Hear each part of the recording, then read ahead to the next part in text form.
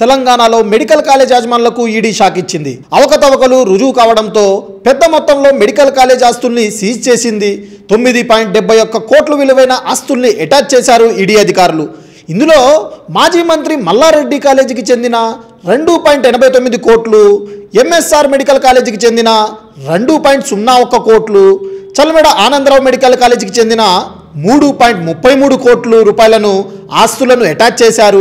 గతంలో కూడా మెడికల్ సీట్లను బ్లాక్ చేసి పెద్ద మొత్తంలో ఆర్థిక లావాదేవీలకు పాల్పడ్డారన్న ఆరోపణలపై కన్వీనర్ కోటా లేదంటూ ఫ్రీ సీట్ల కింద చాలా మటుకు ఉత్తరాంధ్ర రాష్ట్రాలకు విద్యార్థులకు పేర్లతో బ్లాక్ చేసినట్లు ఈడీ ఐడెంటిఫై చేసింది.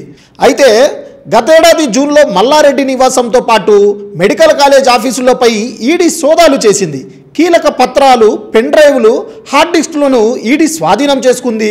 తాజాగా ఆ కాలేజీలకు సంబంధించిన 9.71 కోట్ల ఆస్తులను ఎన్ఫోర్స్మెంట్ డైరెక్టర్ అటాచ్ చేసింది.